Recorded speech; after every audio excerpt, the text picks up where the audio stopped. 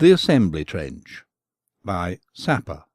From The War Illustrated, 16th of March 1918. Herein are shown the perils of preparation. If you had wandered along Devon Lane on Monday morning, you would have arrived at the junction of number 23 Boyo, popularly known as Fritz's Own, owing to the large number of dead Huns who graced it with their presence. You would have perceived number 23 forking away left-handed to the front line 30 or 40 yards ahead. You would have seen Devon Lane, under its new name of number 22, doing the same thing towards the right. Only, as the wooden notice boards conveying these mystic numbers had long ago been burnt for firewood, and the new tin ones had not arrived, all that you would really have perceived on Monday morning would have been the junction of two streams of liquid mud, lying stagnant and grey between their chalky walls. Here and there a few sandbags had fallen in, forming a sodden brown island at the bottom of the trench. Here and there the decaying end of a trench board sat up and laughed. If you stood on it, the other end, working on the principle of a seesaw, arose and knocked you down.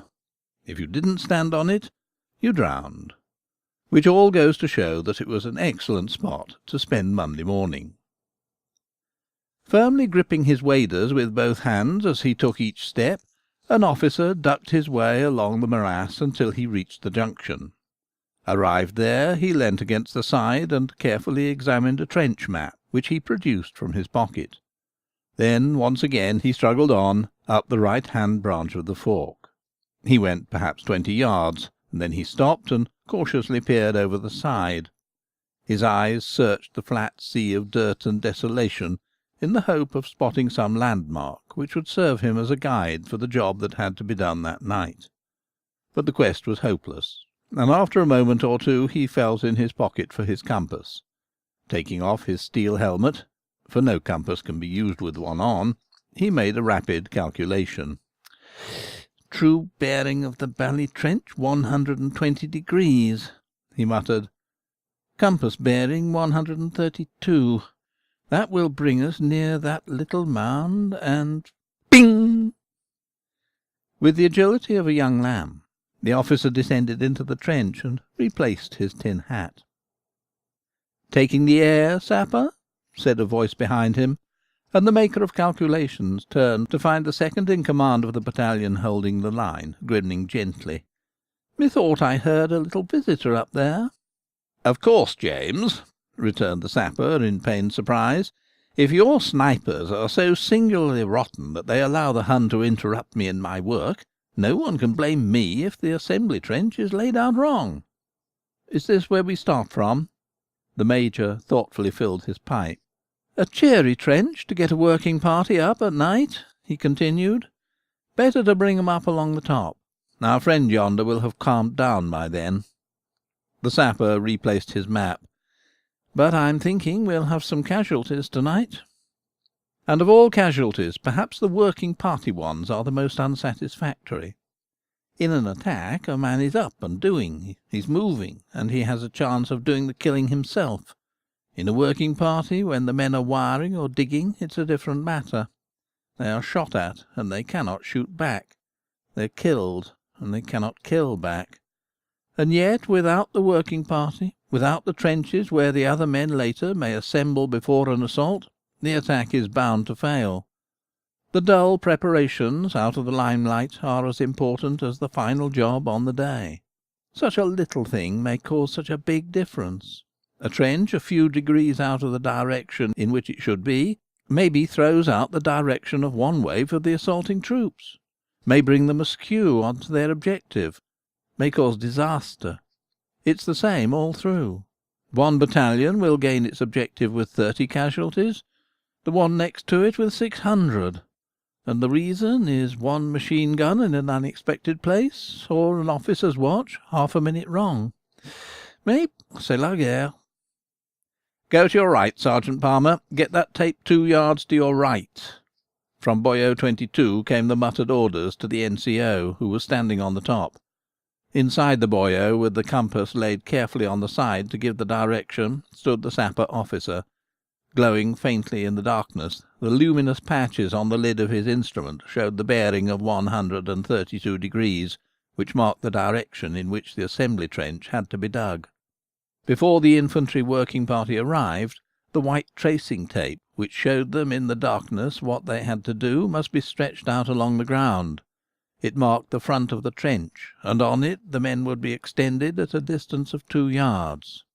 Then dig, and go on digging till the job is done. "That's it. Now carry on in that line. I'll check you every 50 yards. The sapper officer came out of the trench and followed along behind his sergeant, who was running the tape off a stick. "Steady, let's have a look at the direction now." With his compass in his hand, he peered steadily at the white line on the ground. "Getting a bit too much to the left, Palmer. Save the mark." "Where's that one going to?"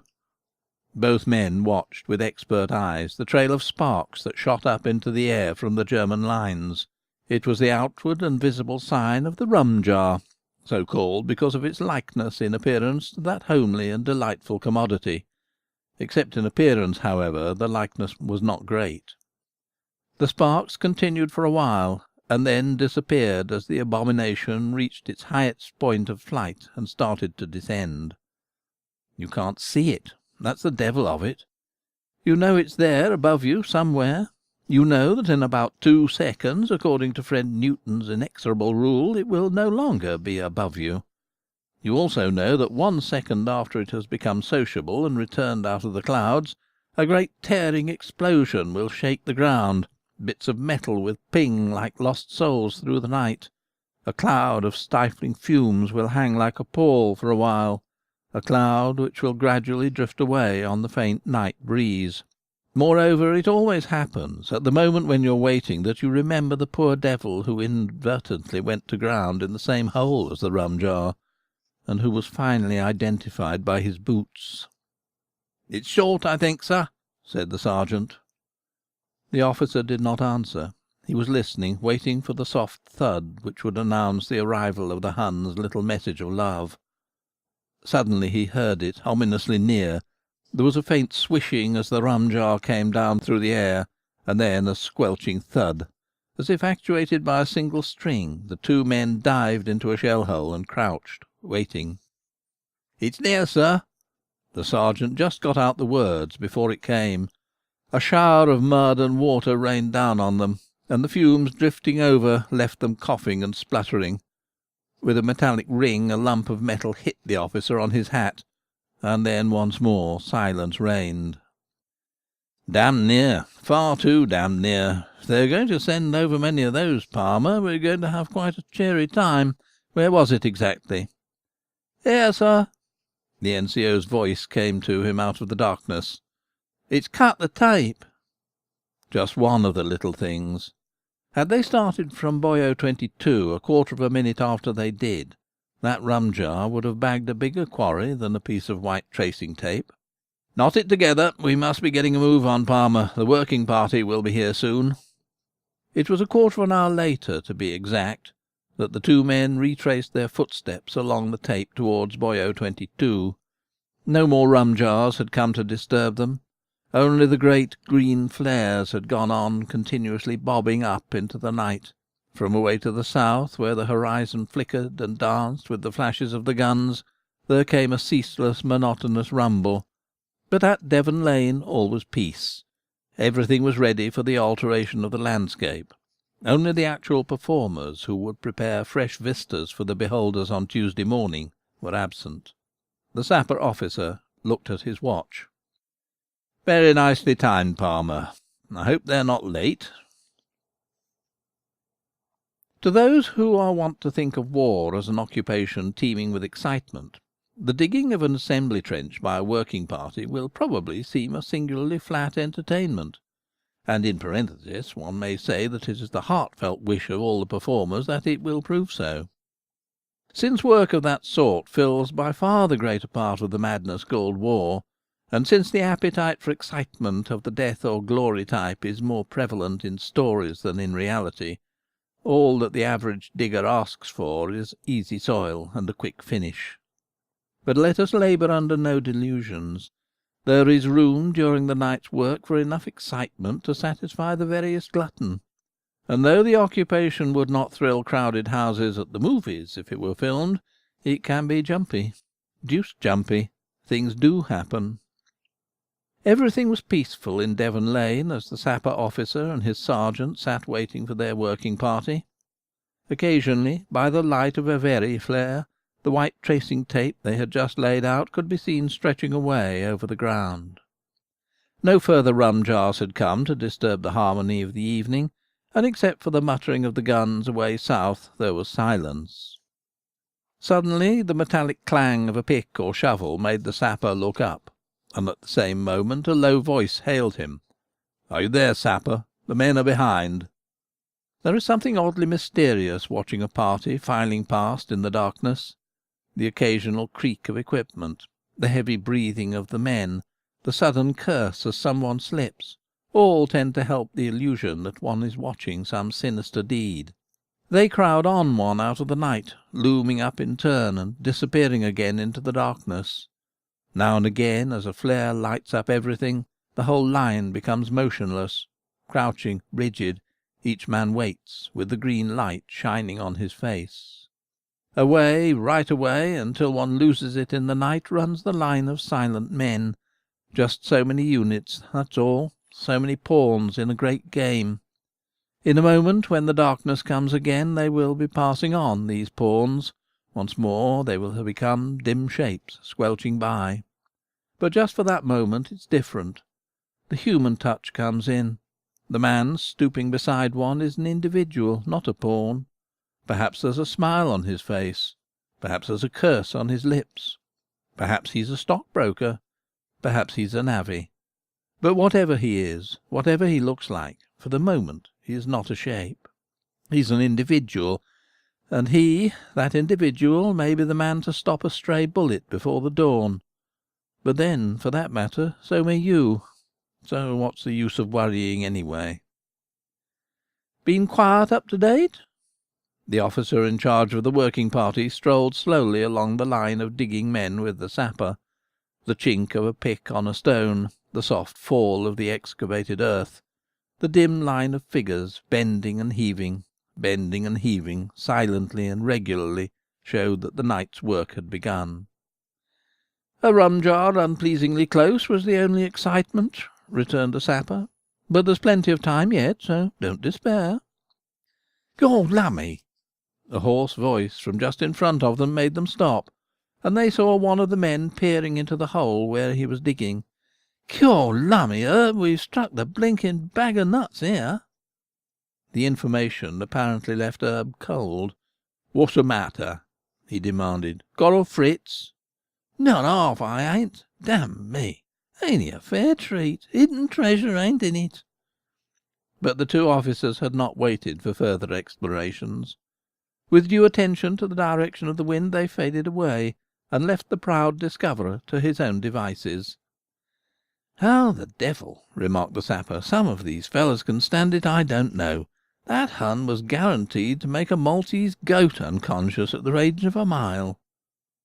"I remember taking over a line once where the parapet was riveted with 'em," said the infantryman. "It's all a question of habit." And so is most of this war a question of habit. Where death is such a common visitor, it stands to reason he loses much of his horror. If it were not so, men would go mad. But mercifully for them, a callousness numbs their sensibilities, and the dead are just part of the scenery. It will not last. In time the crust will break away, and a man's outlook on life will become as it once was. The things that are happening over the water will seem to them then a dream, and the horror of that dream will be glossed over by the kindly hand of time. Only a certain contempt of death will remain, the legacy of their present mood. Clang! The noise came distinctly in the two officers standing for a few minutes in Devon Lane.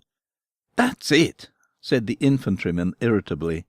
"Let's have a brass band while we're at it. A machine gun on this little lot, Sapper, would be the deuce." "There are a lot of stray rifle bullets coming across," remarked the other. "I wouldn't be surprised if that wasn't one of them getting busy." They scrambled out of the trench, and even as they got on top, the order for stretcher-bearers came down the line. "Who is it, Sergeant Ratcliffe?" said the infantryman. "Dunno, sir. Someone up the other end, I think."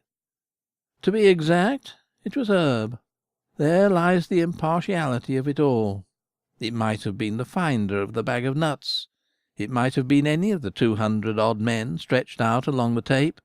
Just a stray, unaimed bullet loosed off by a sentry into the blue, and Herb had stopped it. They found him lying on the ground, and because he was a man, and a big man for all his shortness, he wasn't making a fuss.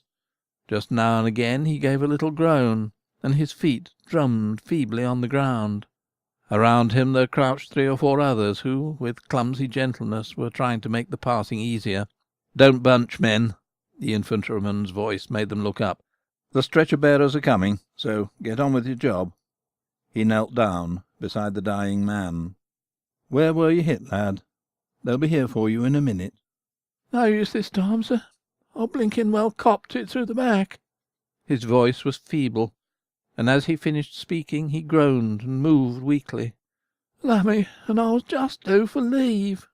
The words trailed away into a whisper, and the officer, tending over him, caught a woman's name. Screening the light with his body, he flashed his torch for a moment onto the man's face.